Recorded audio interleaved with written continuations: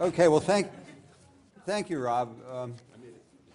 I also want to thank the Brookings Mountain West, UNLV, the Lindsay Foundation for having us. I think for us junkies who do this stuff, this is a great event, and I know we all appreciate being here. I'm going to be talking about Hispanics and the changing racial demographics of the Intermountain West, and I want to go back to the election of Obama because minorities, racial and ethnic minorities, are very important in the election of Obama, and I want to spend a little time talking about how that happened, what is the role of those minorities in electing Obama, how it happened, where it happened, and what then swing into to what's happening now in the Intermountain West, and present with the kind permission of Carlin Bowman and Rui Teixeira, who are going to unveil this wonderful survey later this afternoon. They're going to let me give you a little sneak peek of what's in there with respect as it reflects some of the racial differences. And they also are going to have the right to tell me if I've done something wrong with it while I'm doing it. But first I want to sort of give you an overview of what I'm going to talk about. One, I want to talk about the 2008, the Obama election, and the greater minority turnout and share of the voter population. Second, I'm going to talk a little bit about fast-growing and slow-growing purple states, something Rob talked about in the last session, and how the West is very much part of this fast-growing purple states, and how minorities, especially Hispanics, are going to be important in capturing the Western fast-growing purple states. Where did minorities win the election for Obama? Which states can Obama point to and say, these are the states minorities won for me? And then finally, we're going to switch into the current demographics and some polling on the Mountain West from the survey that I just talked about. First of all, minorities not only voted for Obama, these are the Democratic margins for the 2008 election and the 2004 election, but the margins increased for blacks, for Hispanics, and for Asians, and actually became reduced a little bit for whites. That is, the negative Democratic margin was less. They voted less for Republicans in 2008 than in 2004. And this is important too. We'll get to that later. It's not just that minorities were responsible, but the lower white turnout, the lower white vote for Republicans was also important. Number of voters, about 2 million more blacks, about 2 million more Hispanics, about almost 1 million more Asians voted in 2004 than in 2008 than in 2004. But there is this thing that's called the translation gap. Even though we have a huge growth in our Hispanic population and in our Asian population due to immigration, the children of immigrants, and all of that, the fact that the representation that these groups have in the total population is not the same representation that they have in the eligible voter or the voter population is important to understand. So in this chart, we can see that of 100% of whites in 2008, 77% were eligible voters. The other ones were either too young to vote or were not able to be citizens, were non-citizens. Whereas Hispanics, of 100% of Hispanics, only 42% were eligible voters. 45% were under age 18, 13% were non-citizens. That doesn't mean that they were illegal residents or illegal or undocumented residents, but that they were just simply not citizens. They could have been here legally and were not citizens. So we had a very sharp disparity in the representation of the population and the representation of voters. Similarly for Asians, 53% of 100% of Asians voted. On the other hand, sort of countering that was increased turnout rates, not only for Hispanics and Asians, but also for blacks. And in some states, they were increased even much more dramatically. States like Georgia and North Carolina, the Hispanic turnout rate. And the turnout rate is a number of people who voted as relevant to the eligible voter population.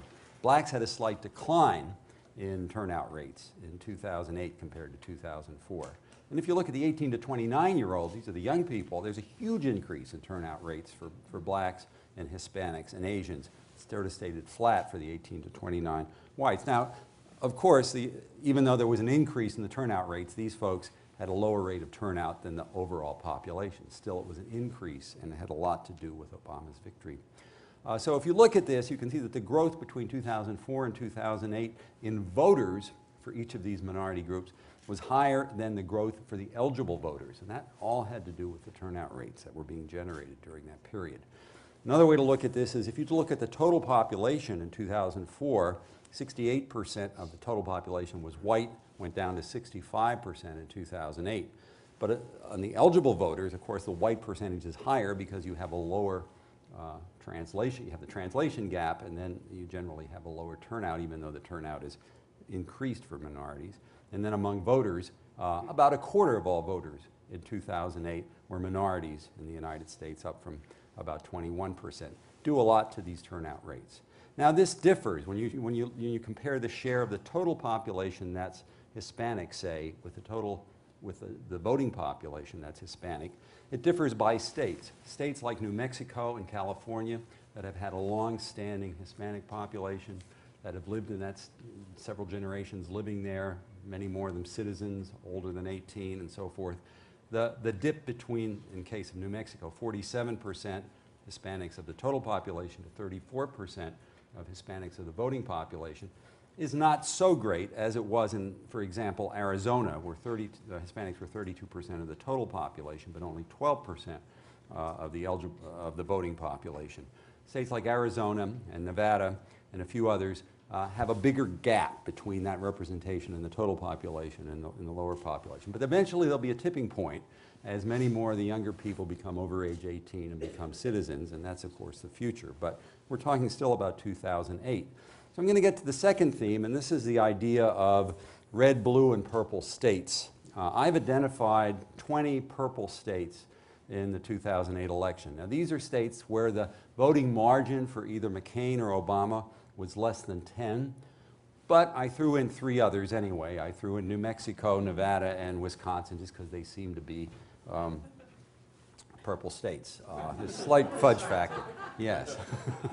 You know, sometimes the numbers don't tell you everything.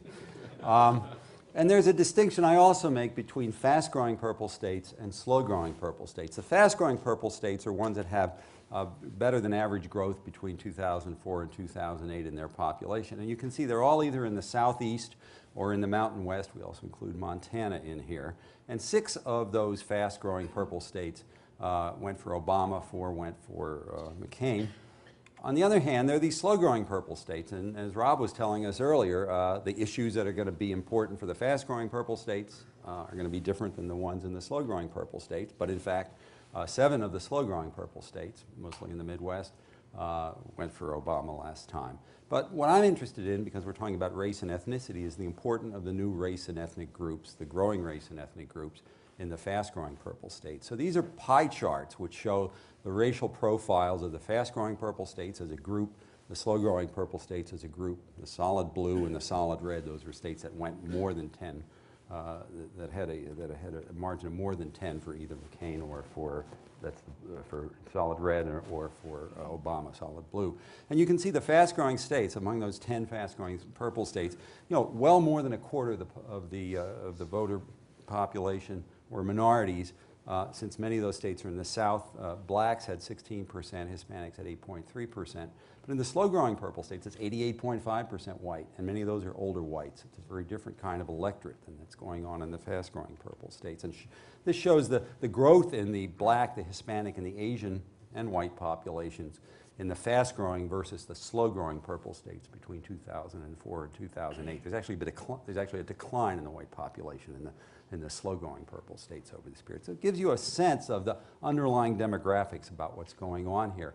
Now I want to go into a couple of these states that are fast-growing purple states, here in Nevada and New Mexico, and what we see here are the voting racial profile of voters in 2004 to 2008 went from 80% white down to 73% white in Nevada. Of course, New Mexico has already a very large minority population, a Hispanic-dominated minority population, and it stayed that way for both years. But the changing composition, the changing base is very important in a place like Nevada. And then in addition, the margins. In Nevada, the Hispanic margin went up dramatically from 21 Democrat to 54 Democrat, 2004 to 2008, went up for blacks. The white margin for Republicans, or a negative margin for Democrats, was reduced, and that was also important too. But what you can see here was a state that went from Republican in 2004 to Democrat in 2008 has a lot to do with the changing base, and it also has a lot to do with the changing margins, the changing voting preference. And in fact, if there were no blacks, if there were no Hispanics, there'd still been a Republican victory in Nevada. New Mexico, Hispanic turnout, the Hispanic margin got to be much bigger. Actually, whites went a little more for McCain in 2008 than they did for Bush in 2004, but that big shift for Hispanics in New Mexico helped to swing that state around. I did this for a couple of the southeastern states too, for Florida and for Virginia, where the white share of voters was substantially lower in 2008 than in 2004. But in the case of Florida, a much bigger gain in margin for Democrats among blacks, a flip for Hispanics, -12 in 2004 to +15 in 2008, and whites a somewhat lesser negative margin. So Florida flipped, a big swing state went for Democrats largely because of minorities. In Virginia, where Hispanics are not as big of a part of the population, but the black turnout and the black margin for Democrats had shift upward, had a lot to do with what was going on, as well as a reduced support for Republicans for whites. And then finally, I wanted to look at two Midwest slow-growing purple states, Ohio and Pennsylvania, that were most important. They're both still pretty white, as you can see, and the biggest minority in both of those states are African Americans.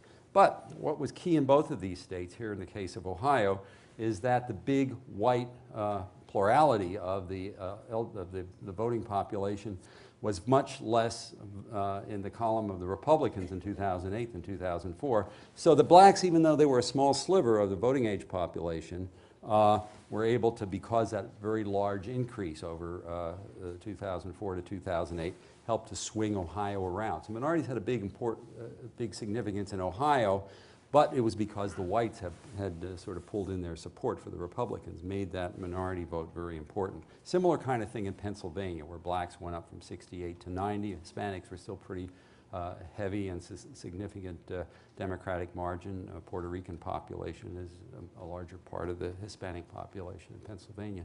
But again, the white support for Republicans went down. So, I mean, part of the story here is, yes, in these fast-growing purple states, you know, the new immigrant populations, the minority populations are going to be very important because they're growing very rapidly. But you also need to have on the other side perhaps a reduced support, not an increased support on the part of the white population. And, you know, things are probably going to be a little bit different this time with respect to that. And very important and very key for the minority gains in these states and almost all the states is the big turnout, which again is more questionable this time. In any event, in 2004, we're getting to the part where I'm saying which states could Kerry count on minorities for his win, and which states could Obama count on minorities for his win. Kerry took 20 states, 10 of which he could count on minorities for, but none of them were really in the fast-growing parts of the country. They were more like in a case like Pennsylvania and Ohio, where the whites went Republican, and it was small enough where the minorities could go and help him pull across. So those orange states are the ones that minorities won for Kerry back in 2004. On the other hand, in 2008, Obama took 29 states, and in 10 of those, minorities were responsible for him winning. And the ones in 2008 were those orange states again, and there almost a large number of them are in the fast-growing parts of the country: Nevada, New Mexico, Florida, North Carolina, and Virginia. So it's a story of greater turnout, a bigger part of the demographics of the population, a very important margin for the Democratic candidate, but also a decline in the white enthusiasm for the Republican candidate, which was the case for Obama. Now let's move to currently. I don't have all of this stuff for now because the election hasn't taken place yet. But what I do have is a little look at how, for the 2010 numbers for the current population survey, the difference between the total population and the eligible population by racial profiles for the U.S. and for the Mountain West. And again, it's sort of the similar kind of shift. U.S. 65% white for total population, 73% for eligible voters. For Hispanics, 16% down to 10% for eligible voters. Now in the Mountain West, if we group together these 6 states that we've been talking about, Hispanics go from 24% of the total population down to 16%, pretty substantial. for the eligible voter population. I've done this. Again, let's look at the 6 states by themselves. The total population, New Mexico is only 44% white. There are 2 states that are below 60% white, Arizona and Nevada. Colorado 73% white, and then 2 that are over 80% white. But when you look at the eligible voter population for these states, the white piece of it gets magnified. So in the case of Nevada, for example, it's 14% Hispanic among the eligible voter population. Now I'm going to flip back, against 24% Hispanic for the total population. And you see similar kinds of things going on. And in Utah and Idaho, what was only 10% Hispanic is now only 5% Hispanic when we look at the vote. So it's particular parts of the Mountain West where I think Hispanics can make a difference, and certainly Arizona, Nevada, New Mexico, and to some degree Colorado, if depending on how close things are and depending on the locality of the races, that could be important. Now what I'm going to do is crib from other people's work, and one of those people is the Scott Keeter's group at the Pew Research Center. The Pew Hispanic Center put out a poll earlier this week. It was on the front page of the New York Times, so I guess that puts it in the public domain, which I'm able to use. And they talked about the party affiliation of U.S. registered Latino voters. I believe this survey was taken in late August, early September, something like that. And basically what it shows that registered Latinos are still pretty much identify themselves as Democrats nationally. Very little, even a sort of slide in their identification as Republicans. Slight decline in identification as Democrats between 2008 and 2010, but it's not that big to make a lot of noise about. And they also asked registered Latinos about what party has more concern for Hispanics. Again, the registered Latinos show the Democratic Party is much more important. Another thing that got the headlines in this survey, though, is that their survey showed that Latinos are less likely to say they're going to, the registered Latinos are less likely to say they're going to vote in the November election than is the case for the total population. I believe it was something like 50% of registered Latinos said they would vote, compared to something like 70% of the total population that said they would vote. So that's of concern because all we've been talking about have been changing demographics, not so much the changing what the impact will be of people not turning out. If they are registered and they're not coming out, the turnout may not be as big. Now that was a national survey. It did not, could not focus on particular areas. We don't have anything here that's going to let you focus on that either. But it may differ from place to place. And I believe one of the issues that would drive some of the Latinos out is people who were following the immigration debate. I think was something that I saw in there that would raise that turnout rate a little more. And so that may do something for the states around here. The rest of what I'm going to crib is from the Carlin Bowman Rui Teixeira poll, which we're going to talk about a lot later, or later this afternoon. And what I'm simply going to do is try to look at the distinction between how Hispanics versus whites reply to some of the different questions. And this is the classic right direction, wrong track kind of question that's asked. I can look up the official question here. It says, generally speaking, do you think things in this country are going to be going in the right direction, or do you feel things have gotten pretty seriously off in the wrong track?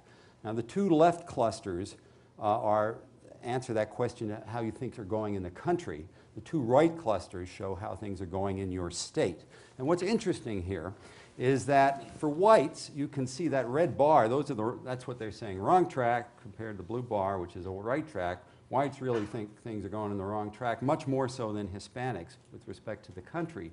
But when you get down to the state level, that white right track, wrong track thing sort of gets pushed together a little more, and that whites are a little better, feel a little better about what's going on with the state as compared to the country, which is interesting, whereas Hispanics actually it gets a little bit wider. So it says something about, depending on which state you're in, how this will be affected, especially with respect to Hispanics. And we looked at this country, right direction minus wrong track. In other words, it's going to be minus if you're on the wrong track. We just subtracted one from the other, and the blue bar again is for whites, and the orange bar is for Hispanics. And for the nation as a whole, we only have the race numbers for 4 states, not all 6 states. The whites are heavily negative in all of them, and much less negative is the case for Hispanics. And in fact, for Colorado, that's a real zero there for Hispanics. If we look at the same state-specific analysis for the are things going right or wrong with respect to your state, Arizona is kind of interesting. Hispanics things are really going wrong in Arizona. Whites, not so much. It's kind of things going on there. And of course, Nevada, which is not, has lots of things happening, including a really bad economy compared to some of the other states recently. We see state level as well as national level going on there. Obama favorability. This is a question. Let me make sure I get this right. Overall, do you approve or disapprove of the way Barack Obama is handling his own job? Oh no, this is a different question. I'm sorry. Those of you who know the survey are going to catch me on it. People had to rank different people or groups of people on a 0 to 100 scale with respect to favorability. So if they went from 51 to 100, they were favorable. If they went from 0 to 49, they would be unfavorable. If they were exactly 50, they would be neutral. You folks can correct me if I'm wrong. And then for some group of them, they could be very favorable. And we think it's 75 to 100 for that. Anyway, this is how it works out. And it's clear that Hispanics think favorable is the dark blue plus the light blue. Hispanics, are favorable toward Obama, and whites aren't, according to this. And if we look at this on a state-by-state basis, again, Arizona, the white unfavorability in Arizona sticks out a little bit toward Obama. The others are about the same, and the Hispanics are favorable, or about the same on the other states.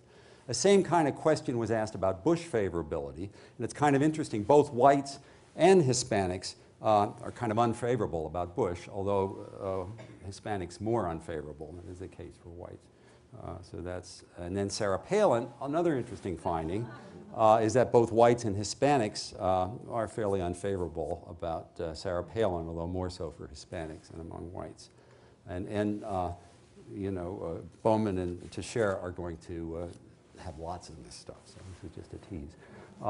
This is congressional Democrat favorability. How do you feel about congressional Democrat? Here, there's a big disparity between whites and Hispanics, and Hispanics they're favorable about Democrats, congressional Democrats, whites not.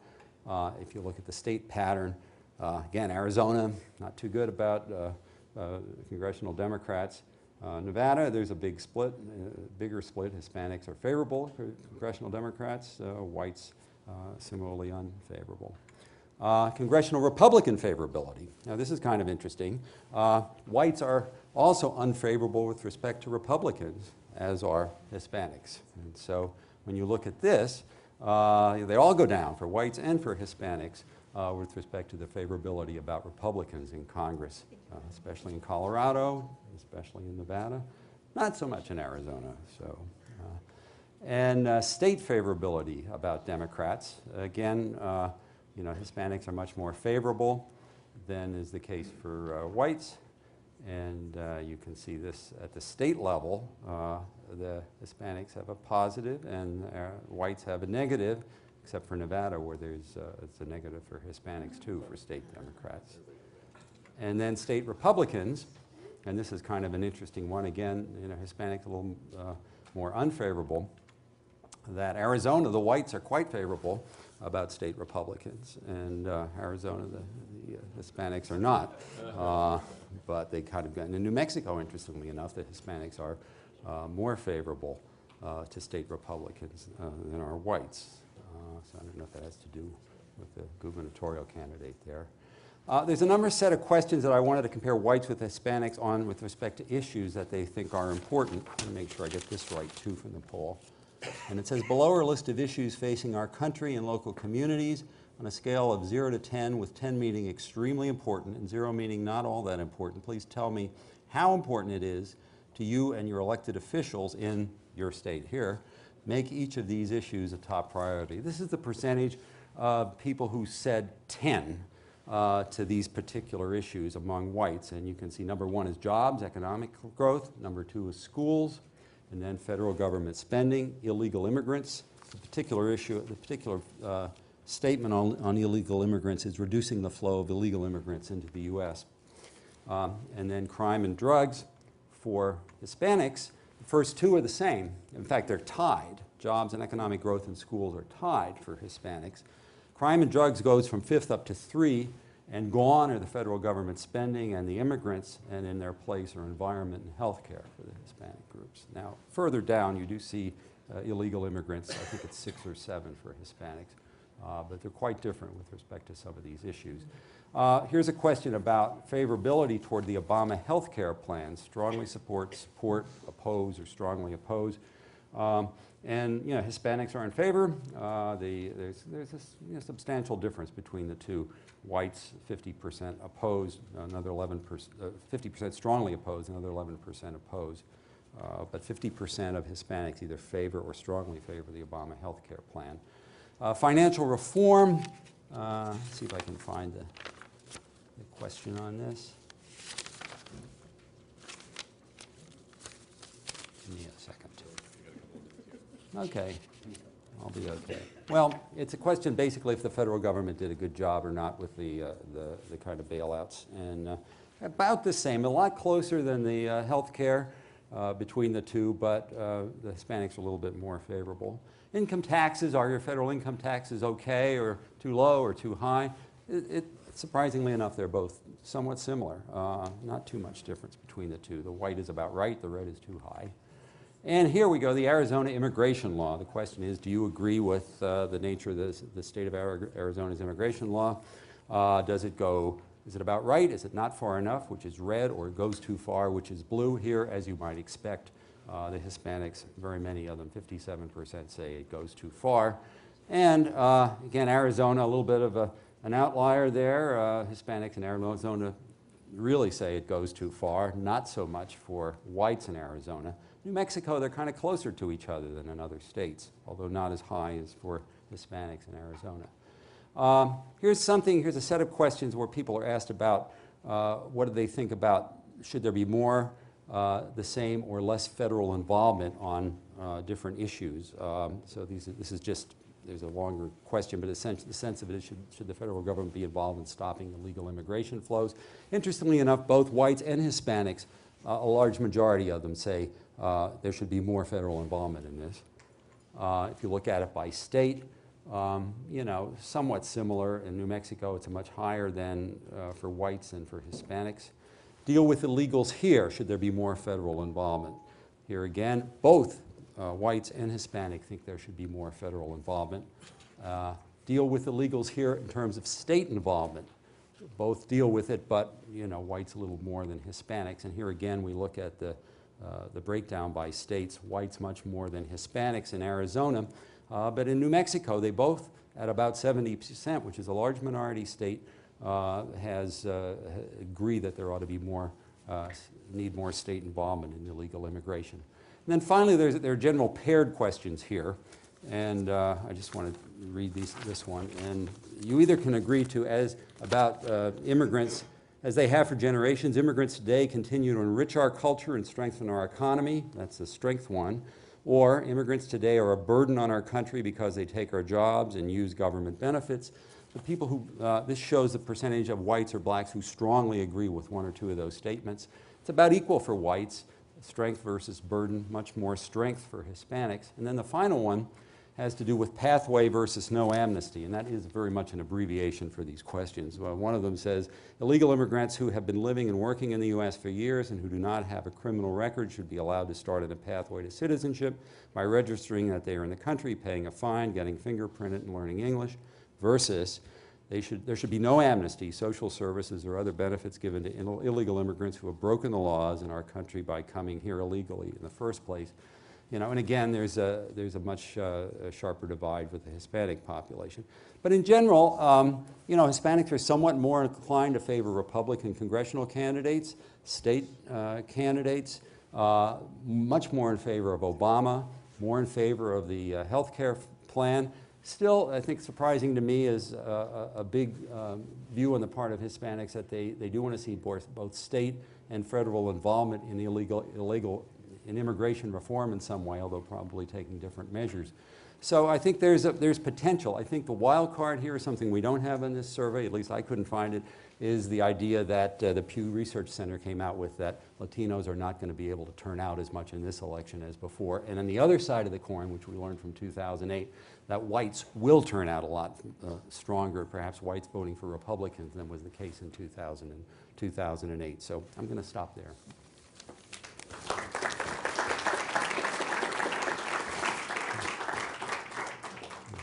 Actually, rather than my taking time to comment, because I think this has been all the presentations were great, but I think this one it will elicit a lot of discussion.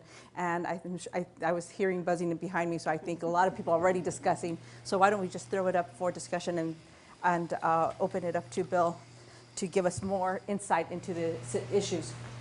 And at first, Maria, she just got this thing. No, but I'm sitting there, I'm looking, and I'm totally fascinated too. I don't want to take up too much time because I'm assuming the audience is very interested in this topic. Please.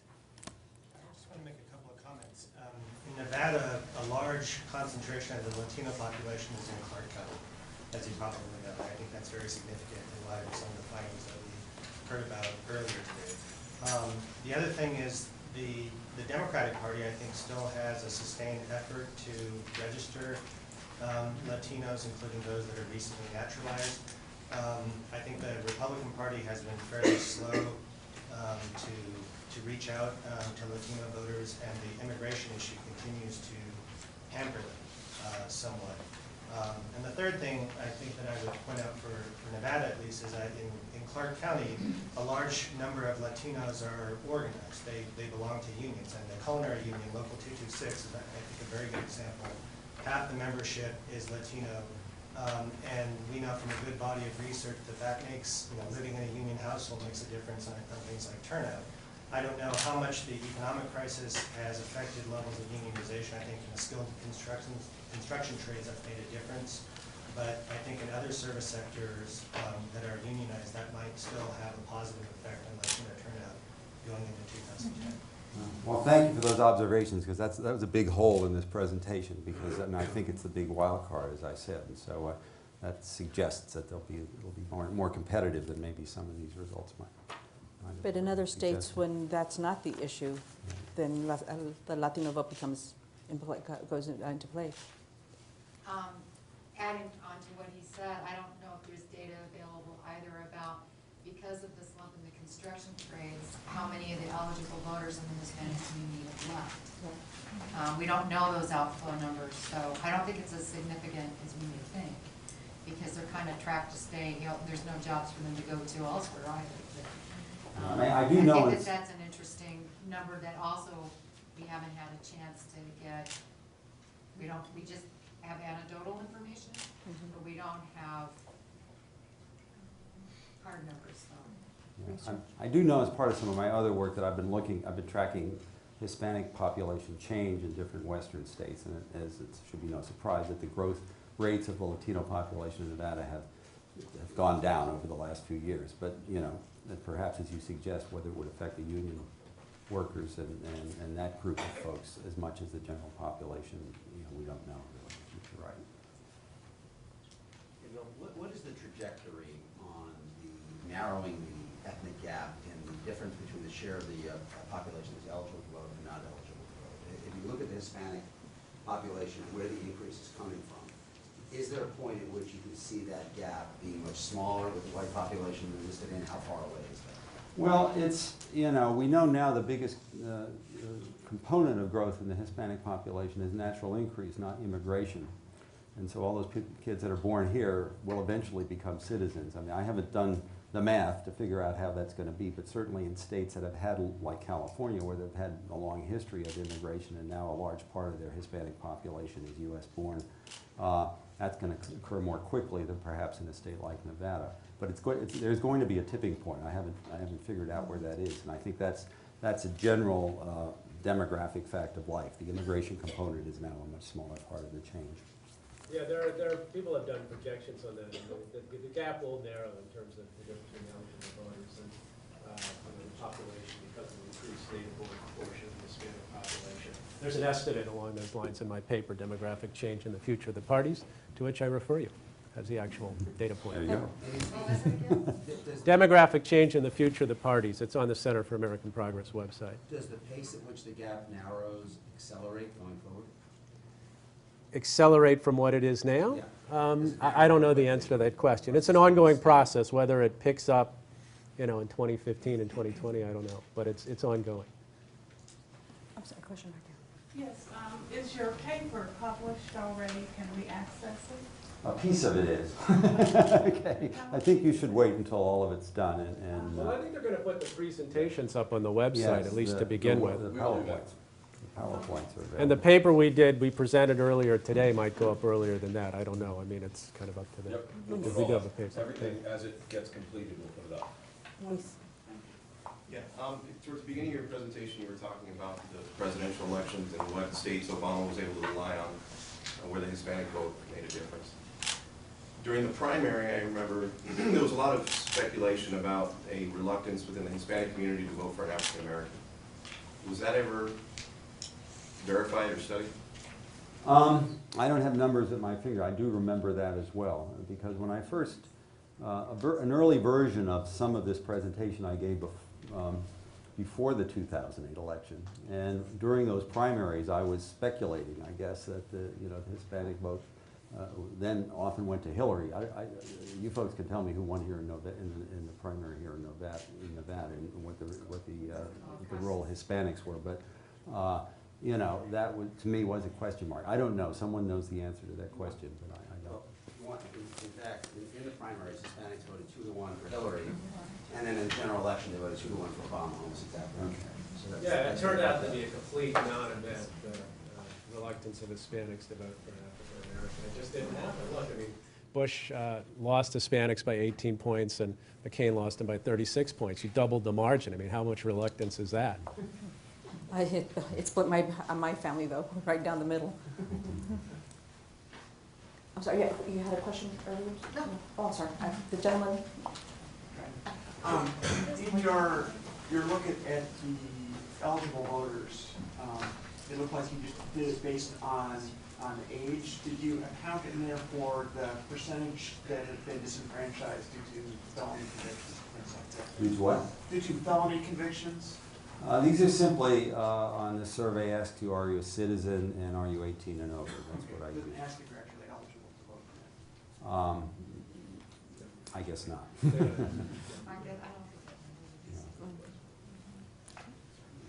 I was wondering if there's any information on voter registration or turnout based on different types of registration, like motor voter sign up or mail-in ballots from home to, has participation increased at all, in some of these? And I don't know the different modes across the different states, but just wondering if it's had an impact at all.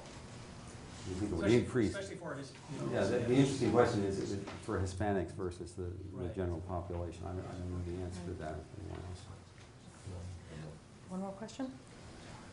Actually, I have a question. Did you ask African Americans about the issues of immigration? I don't think they were parsed in the survey. You can ask the survey specialists here. I think that you may have asked it. It probably wasn't Basically, tabulated. I haven't actually run the African American samples tend to be a little small for some of these states anyway, but you can infer from looking at the pattern of responses that African Americans are somewhat less sympathetic to immigration to immigrants than Hispanics, as you'd expect, but it's not overwhelming, and typically they're more sympathetic than, for example, working class whites, who tend to be quite negative on this issue. One more question. And you broke down the numbers by segregation, right? Do Hispanics that live in more segregated areas tend to be much more different than whites on a variety of issues, or is this just sort of aggregate level at the state level? Well, I mean, this is aggregate level stuff, but the segregation issue is, you're expecting it to be popped up higher in the highly segregated. I mean, Yeah, we know from other data that Hispanics that live in more dispersed communities where density is smaller and the density of their community is smaller, tend to be a little, somewhat more conservative and more likely to vote Republican. West have the most segregation? I don't know the answer to that question. All right. Thank you very much.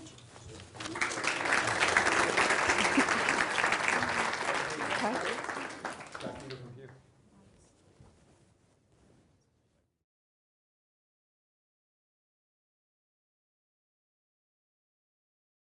Well, good morning. I'm really delighted to be here and thank the organizers of this conference for including me and giving me the opportunity to talk about a subject that I've been quite interested in for a number of years.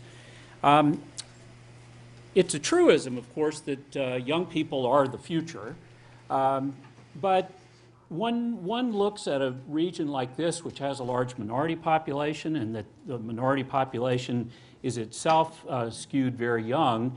I think we see, even more so than maybe for the country as a whole, how much validity there is to the notion that the young are the future. So my presentation focuses on young residents of this region, their political attitudes, their engagement, their voting behavior, and I'm not going to talk or think too much about the political implications of this for now or for the future, but simply to describe them and to give you a sense of what they think and how they have behaved politically and how that might be changing based on what evidence that we have about the trends. First, just by way of a little bit of background, I'm going to talk about young people in this area and the millennial generation in this area kind of interchangeably, but they're not exactly the same. For example, I'm going to talk a little bit about trends in party affiliation over the last decade, and for that I'll just be talking about 18 to 29-year-old individuals. But for some of this, I will be talking about the millennial generation, which conveniently in 2010, according to the Pew Research Center, is a group of people who are aged 18 to 29. So they're going to be functionally equivalent in a lot of these comparisons. But when we talk about a political generation, the millennial generation, the baby boomers, Gen X, we're really talking about something other than where people are in the life cycle at a given time. We're talking about potentially a distinctiveness that is believed, at least, to have the potential to carry on as individuals get older and move into different stages of the life cycle. And so in many ways we can look at the baby boom generation, we can look at some of their habits and ideas in the 1970s or late 60s when they were forming their political identity, and they may today be recognizable for some of those attitudes. And so the question, of course, that one would want to take away from a discussion about the millennial generation is, are they the way they are because they're young, or are they going to have this distinctive character to them as they age? And of course, we don't know the answer to that at this point, but I can give you some ideas about what I think might happen. The millennial generation is of particular interest to political scientists and observers of politics because they have emerged as the Democratic Party's best age group. We know, I think, from looking at the election in 2008 that young voters went for Barack Obama by a 2-to-1 margin in terms of party affiliation. They were heavily Democratic or Democratic leaning. And the distinctiveness of them in 2008 was really remarkable. I mean, I've looked at exit polls since the early 70s when exit polls first began, and the age difference in support for the Democratic candidate totally eclipsed any that we saw from the previous elections for which we have good data. And even looking at earlier survey data, not exit polls, we've seen nothing like the kind of advantage that the Democratic Party and Barack Obama in particular had in 2008.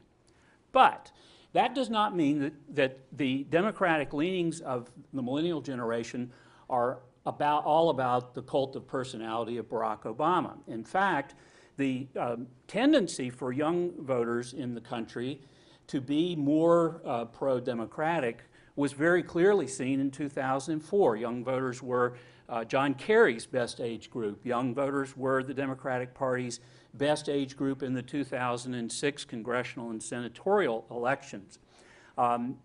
Their Democratic leaning is not based on affinity for a particular character, but on their underlying values. And so what I want to do in a few minutes of taking you through a whirlwind of data here is to show you how young people who live in this region compare with their counterparts living in other parts of the country. The story in many respects is a pretty simple one. Young people in this region, much like older people in this region, are more Republican than their counterparts in the rest of the country by a few percentage points, both in terms of vote and in terms of party affiliation, and even in terms of their opinions about Barack Obama. But in terms of their political attitudes and underlying political values, they are virtually indistinguishable from young people in the rest of the country on a whole series of questions that we've looked at. And so it's very intriguing. Why do they think like the Democratic-oriented millennials of the rest of the country and yet vote somewhat more Republican than those counterparts? Unfortunately, I don't have an answer to that question for you. So we'll look at the partisan affiliation and the ideological attitudes of the millennial generation. We'll look at some of their social and political values. We'll look at attitudes about some contemporary political issues such as immigration. We'll pass over a few data points about their level of political engagement, which of course is, in many respects, as Bill alluded to with the Hispanic population, one of the central questions that political observers right now have about what's going to happen in the 2010 elections. And we'll look at their values and opinions on current issues. I draw for this from a lot of different sources. The Pew Research Center does monthly and even weekly polling, and so I've aggregated a lot of data from Pew Research Center national surveys in order to accumulate enough interviews with people who live in this still relatively sparsely populated part of the country to be able to describe them and to compare them. The Pew Forum, our project that focuses on religion and public life at the Pew Research Center, in 2007 did a massive 35,000 interview survey called the Religious Landscape Survey, which includes not only a very deep dive into religion, but also a lot of questions about social and political values, and I've drawn on that. The U.S. Census Survey measures voter turnout after every election. We've seen some reporting in Bill's presentation from that. The National Election Pool does exit polls, so I've pooled the I've pooled the NEP surveys for this region in 2008 in order to be able to say something there. And finally, I'll talk a little bit about the Brookings UNLV survey that Carlin and her colleagues will talk about more. So first of all, let's take a look at party affiliation among young people in the region. And so the blue line is Democratic, affiliate as a Democrat or lean Democratic. The red line is affiliate or lean Republican. And a couple of things are evident here. One of them is that the Democratic Party is doing better among young people now than it was doing back in 2000. In 2000, collecting all the surveys Pew Research Center did, breaking out the Intermountain West and people who are 18 to 29, the Republican Party had a 51-30 advantage. This year, the Democratic Party has a 45-41 advantage. So the dotted lines that I've added here show us what 18 to 29-year-olds look like elsewhere. In other words, outside of the Intermountain West. And as you can see, they're much more Democratic than young people in this region, and they're quite a bit less Republican than people in this region. Now, let's take a slightly different look at some of the same data, just focusing on Republican Party affiliation for people who are 18 to 29. The orange line is people living here in the Intermountain West, young people here, and the purple line is people living elsewhere. Now let's compare that to older people in each of the regions. The dotted line at the top is people 30 and older living here, and as you can see, they are more Republican than your young people who live here. And then the case is it's also the case that there are more older Republicans elsewhere than there are here. This is just the other side of the equation. These are the Democratic numbers. And again, you see that the older people tend to be less Democratic, whether you're talking about here in the region or elsewhere. Turning now to just some comparisons of particular data points, looking at the exit polls from 2008, I'll show you a series of slides with these data and others with the same basic setup. Young people, 18 to 29 on the left, people 30 and older, and then a total for the Intermountain West with the sort of desert color motif, and blue for those elsewhere. And as you can see, based on this analysis, young people here were much less supportive of Obama collectively in the region than were young people elsewhere. 67% of young people elsewhere, only 51% in this region. By comparison, there actually was not as big a difference in the Obama vote here and elsewhere among people 30 and older. The difference in support for Obama in the election of 2008 has actually persisted into ratings of his job performance today based on surveys conducted during 2010. Obama approval among young people elsewhere in the country is much higher than it is here, 57%, elsewhere 42% here, and there's a fairly sizable difference elsewhere in here among people who are 30 and older.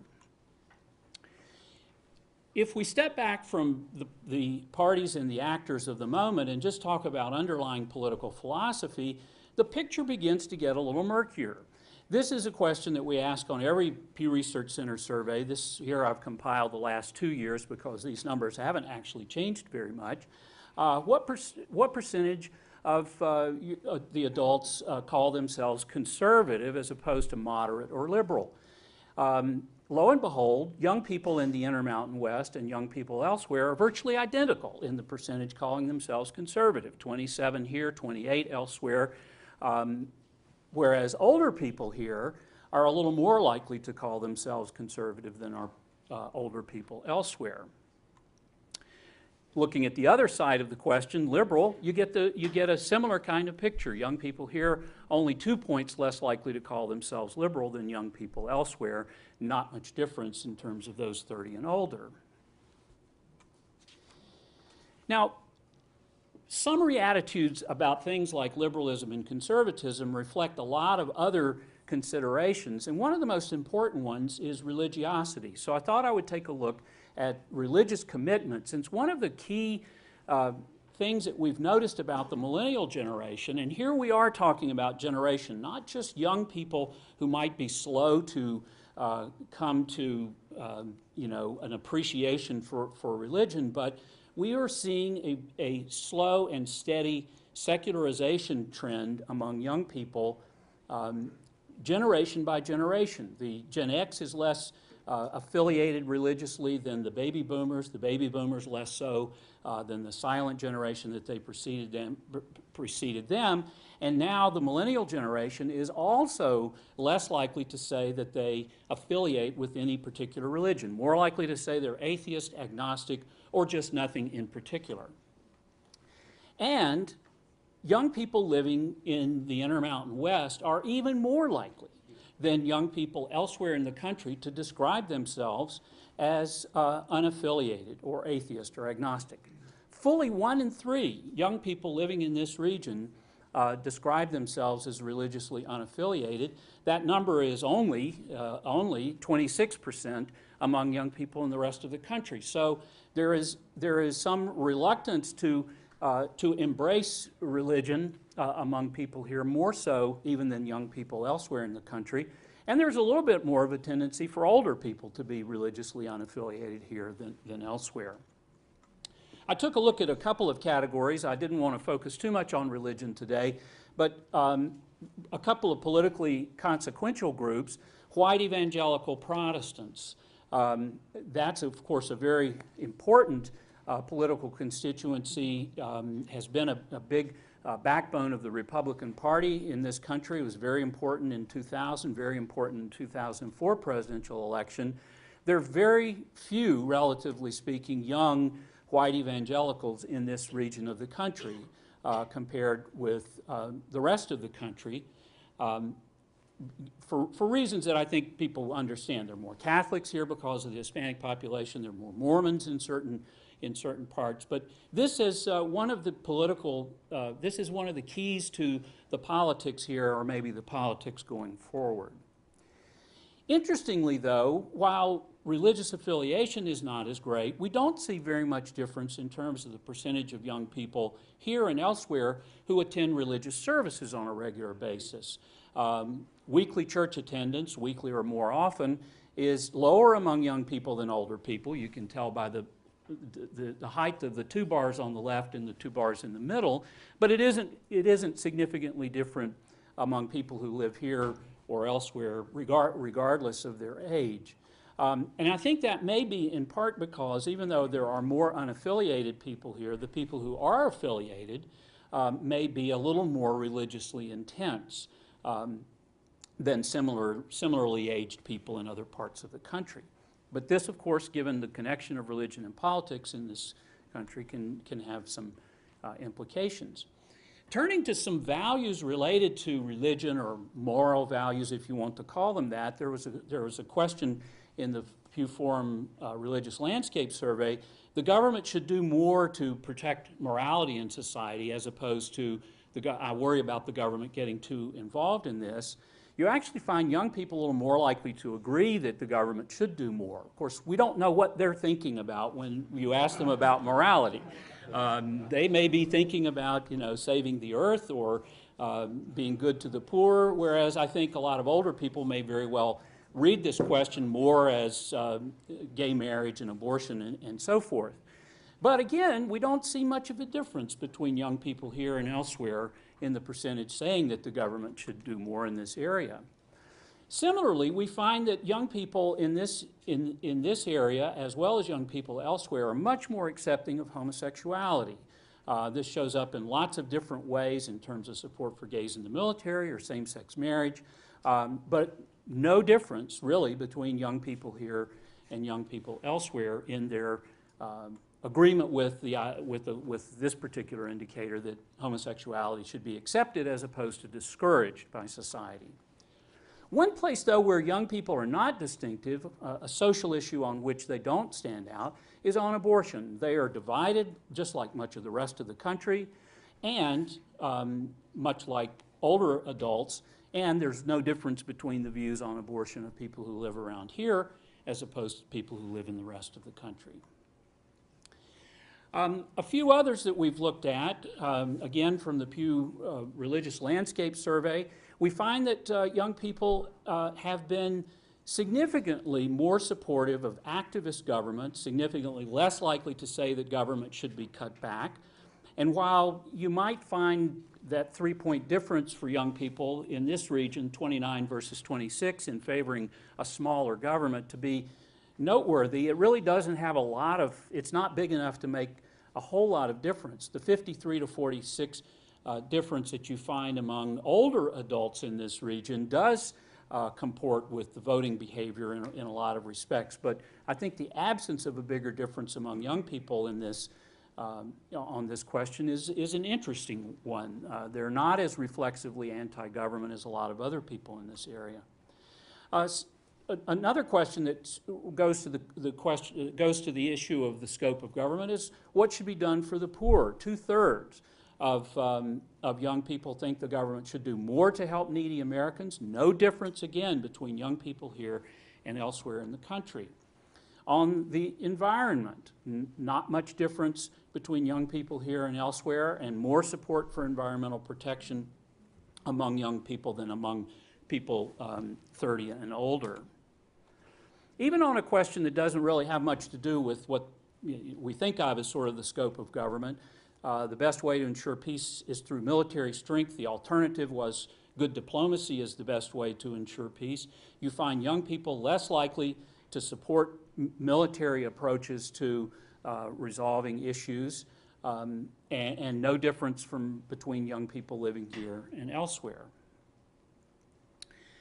So, on lots of things, you don't see a lot of difference between the millennial generation of this region and the rest of the country, but you do find a lot of differences between the millennial generation and their elders. One of them, unfortunately for the millennial generation, is on political engagement.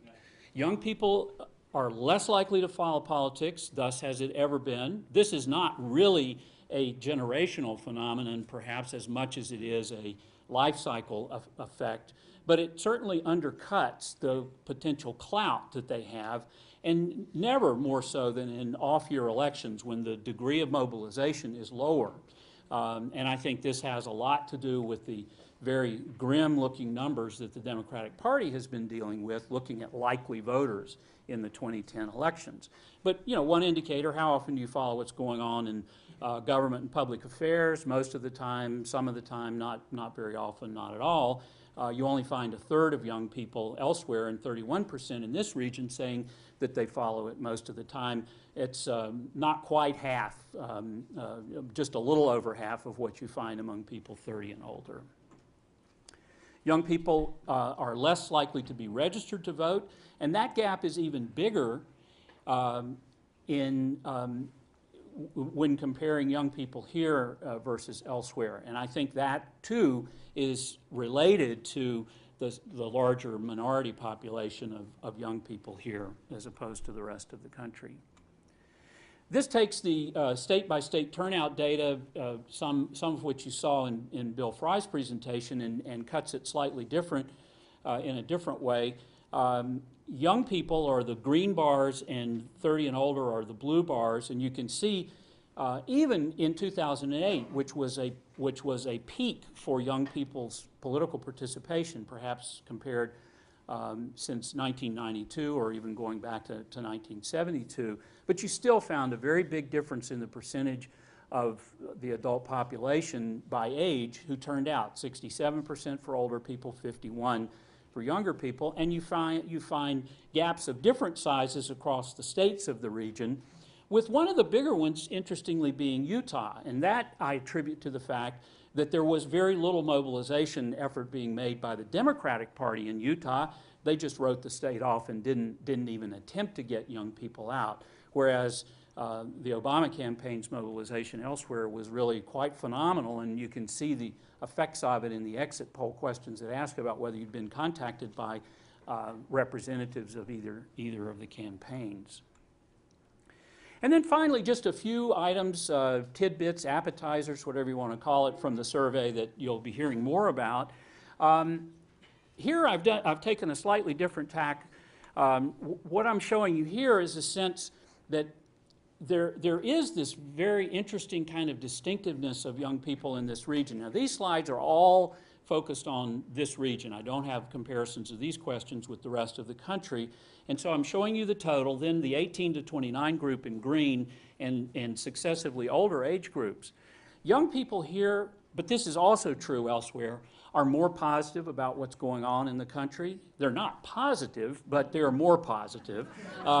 So everything is relative there, which is a very interesting thing, given the fact that young people have really borne a disproportionate share of the impact of the recession. Last hired, first fired, never hired in the first place, having to move back in with parents. I don't know if that maybe that. I'm not sure who bears the brunt of that, but those of you with adult children would form your own opinions about that. But the fact is that objectively speaking, young people have really taken it in this recession, and yet they're more positive about the country. They're more optimistic about the improvements, future improvements in the economy, and that's true here in this region as well.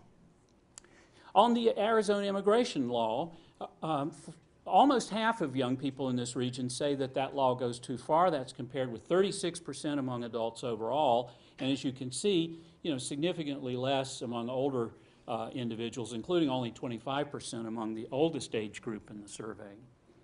I mentioned acceptance of homosexuality. There was a question about same-sex marriages specifically. 57%, the only group in which a majority say that same-sex marriage should be legal. Young people in this region, 57% say that. Again, the oldest people in this region are the least accepting of that. That is a pattern that we see elsewhere. There's been both a kind of generational change and you know, there has been some increase in older people's acceptance of homosexuality, but it has been slow. There are a number of questions in the survey that touch on more political values than specific issues. And I've grouped some of them into three categories, some on which the millennials and others are similar, some on which the millennials are a little more liberal, and some on which they're quite a bit more liberal. These, you don't see much difference. Agreement that Second Amendment gun rights are threatened, that government programs for the poor undermine individual responsibility, and that the country's gone too far mixing religion and politics. Young people, as well as the total sample here, look basically the same. We see slight differences on another set of three. Young people are a little less likely than the average to say that we should be willing to give up some civil liberties to protect against terrorism.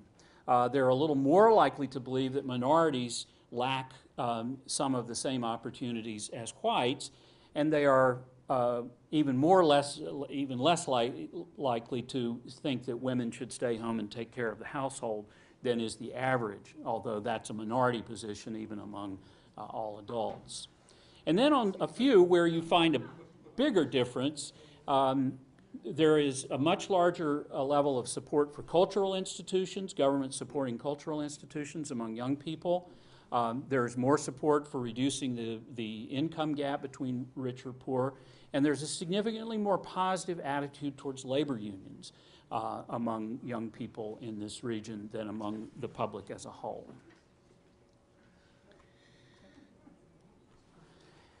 There are several questions that ask about the federal government's involvement in various things. Bill gave you a taste of some of those, but you find the millennial sample here much more supportive. Environmental protection and cleanup, public education, renewable energy, affordable health care, creating jobs, and even promoting the role of faith in public life, which seems a little anomalous with some of the other things that I've pointed out. But as I said, it may be that you have a little more intensity among the affiliated young people, and that can account for that difference. You don't see it on everything. Young people are not in favor of more federal government activity cracking down on crime and drugs, or just by a slight degree. Less likely to support the federal government being involved in stopping the flow of illegal immigrants or dealing with the immigrants who are already here. I believe that this is the last slide, and we can't say a whole lot beyond this, but there was a question in the survey asking people how they plan to vote in the House of Representatives. The so-called generic ballot question that turns out to be a pretty reliable indicator of how people are going to vote, and it translates into seat changes. Right now, I think, as you know, if you observe the national scene, the polling suggests that the Republicans are well positioned to take back the House of Representatives if the generic ballot as expressed nationally were to hold up. Now, I'm showing you numbers that are based on registered voters here. In our latest poll, we had 47% of our registered voter sample saying they were going to vote Democratic, 44% Republican, a small Democratic advantage, and an even bigger Democratic advantage among young people, 54 to 37. But when you take that and you convert it to likely voters, then you have a Republican advantage among all adults and a much smaller, only a 4-point Democratic advantage among young people. The people who are motivated to vote are much more Republican, and so registered voter samples don't tell us very much. Even at that, these numbers do not look good for the Democrats if you look at the Intermountain West. Among all adults, Republican candidates have a 10-point lead, And among the millennial generation, it's an even fight. If you then corrected these for the likelihood of voting, my guess is you'd be looking at a very Republican electorate if the election were held today. So, just quick review. Millennial voters are more Republican in their orientation than are their age counterparts elsewhere, but they're significantly more liberal and more democratic than older voters in this region. They're not very different in terms of their fundamental political attitudes and values than young people elsewhere. In fact, they're virtually identical to them on question after question that I've shown you. But they continue to be perhaps less civically and politically engaged compared with young people elsewhere, those who live in this region, and that's going to continue to potentially undercut their clout politically. Thank you very much.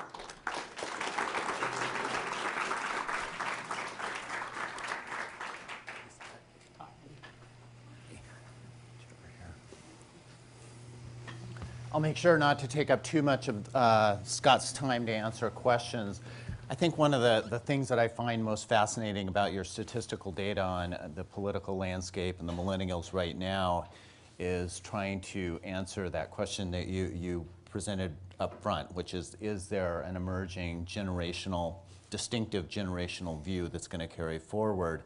And for me, and I think for those who study the West in a historical context, looking at how this young generation that's confronting bleak economic times and a prolonged recession is configuring their political views in the context of distinctive Western traditions. And one of the things that emerged from the 1970s recession was a youth-driven generational sensibility about conservatism in the American West that was very in tune with deep traditions of what you might call a Western libertarian sensibility, but also in tune with the issues of the 1960s and 70s, social liberalism, changing views on religion, and all of the things that you discuss in your work more deeply than these statistics indicate. So I don't really have a question that I think you can answer because you said you couldn't right from the beginning. But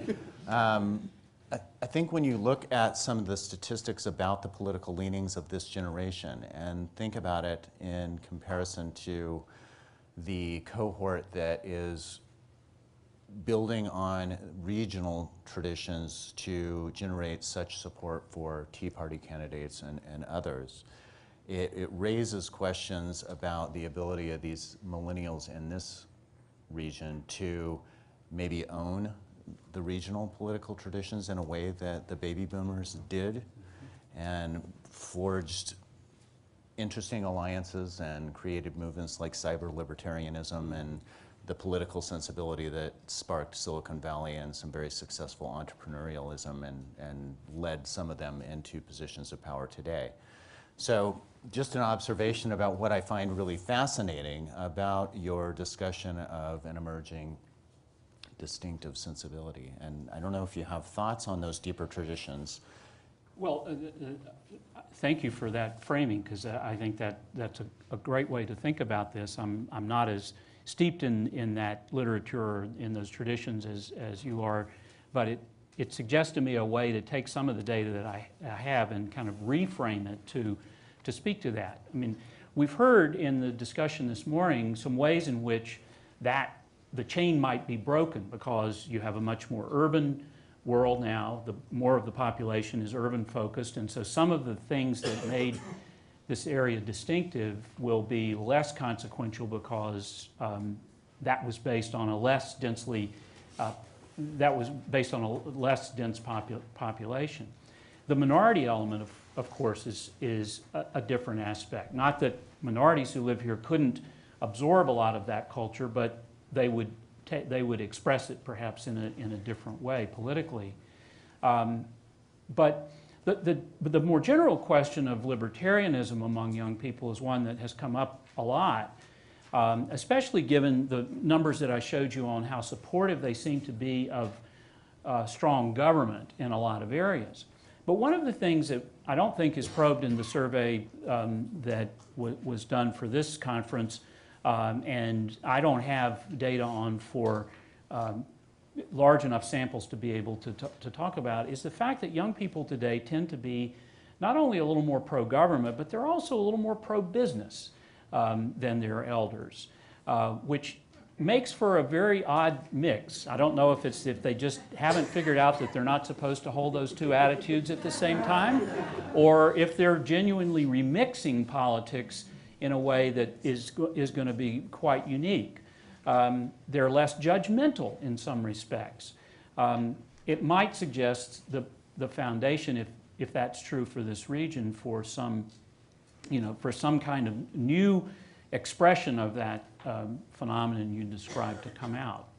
But as I say, I don't think I have the data, but I like the framework, and I'll think about that as I finalize the paper. Chris? One of the things that fascinated me early on was your statistic about how few young people really follow politics very much at all. I think the stat was somewhere around a third. So does that suggestion of ignorance have something to do with some of these opinions that seem to be contradictory? I was going to avoid making that characterization, but thank you for suggesting it. I try not to be too harsh on young people on this front, because I know they have a lot of other things on their minds. And learning about American politics, especially in a political culture that seems to have become nastier and nastier, would not, takes time, and it would not be a high priority for anyone who wanted to avoid unpleasantness. And so what we don't know is if the very low levels of engagement and knowledge that we're seeing right now are things that are going to be characteristic of this generation going forward, if they're going to be sort of lower perpetually. So it's hard to speculate. We know that young people, that the voter turnout rates, all things being equal, will continue to increase, and their level of engagement and knowledge about politics. What we don't know is how this generation, which is the first generation to have grown up with the kind of phenomenal technological and news environment that we have, is going to mix that into the formation of their political identities. Beginning with Howard Dean's presidential campaign, which really was not aimed at young people as much as it was aging baby boomers, but with technology that provided the opportunity for people to organize themselves peer-to-peer, we've now seen a period of several years of the development of this, and Obama took tremendous advantage of it to let enthused young people communicate with each other and make I think a pretty big difference. Obama would have won the election without the votes of young people. You can just wipe the young people's votes off of all of the states in the country, and he would have still had an electoral majority. But would he have really won it without the energy that they put into the campaign? And a lot of that was facilitated by peer-to-peer communications, which is one way of getting somebody up off the couch and out into politics. So I don't know where to go with that, but I think the potential for this generation of young people to be something different in terms of their engagement is there, because they have a mastery and a comfort with the tools that are available now that we didn't when we were growing up and forming our political identities. Again, I was going to ask a similar question, but I noticed that the data regarding their degree of civic engagement and interest in civic engagement was from 2007. Yes. I wonder if you would want to speculate if we were to do that today because of the previous election and just the general attitude right now that are coming from the recession and things. If you think that would hold true, or if you think that might have changed. My guess is that their level of engagement is down significantly. I can't speak about young people in this region, but nationally, we know that it's down. On questions like thought given to this campaign as opposed to 4 years ago in 2006, it's down very, very sharply. There's just not a lot of excitement among Democratic constituencies in general and among young people. I mean, I like to say that because of their lack of habits and the lack of knowledge that young people have about politics compared with their elders, they need mobilization more than the rest of us. I mean, we've all lived in some place for a while, and we know where to go to vote, and we know what kind of the drill, and we've figured out what we think about things. Many young people don't have any of those advantages. They haven't been anywhere very long. You know, wherever they're living, they probably just moved there fairly recently. They may never have voted before, or maybe they've only voted once. And so they need people to reach out to them and get them involved. And if there's less buzz right now, even than 4 years ago in an off-year election, my guess is that, you know, they're not going to be as big a part of the story, or if they are a part of the story, it's going to be their absence. Oh, I didn't mean as far as voter turnout went. I was Okay. just talking about being interested in the subject. Yeah, I yeah. mean, you know, if you asked them 3 years ago, but I think that their level of interest in the subject might have changed just because the last one was so exciting. Right. It was kind of like an Yeah. enlightenment almost, Yeah. to where they may not be engaged as far as participation, but their interest in it may have adjusted. Hard to know.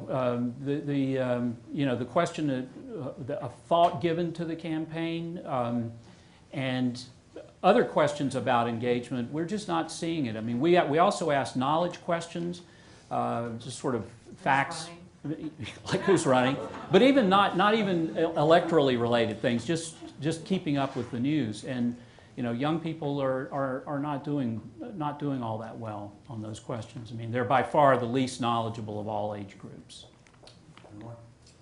If you adjust for race and ethnicity, do you see any difference among 18 to 29-year-olds in either the Mountain West or the country on the items concerning homosexuality or same-sex marriage or abortion?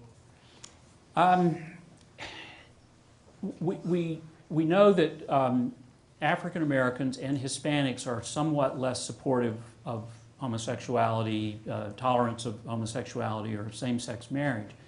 And so I have not done that analysis, but I can do that, and my guess is that we would see that white, non-Hispanic young people here must be considerably more supportive than their counterparts elsewhere because of the proportions. But before I say that I'm sure that that's the case, I'd want to check it, because obviously you don't have that many African Americans here, but you have more Latinos, but you also have a lot more African Americans in other parts of the country. Much more conservative on gay marriage than Yes, well, Hispanics and if whites are close. I'm just wondering among Yeah. 18 to 29-year-olds if you see the same pattern. I think Yeah. the patterns are pretty similar Okay. within the age group. Thank you. Thanks very much.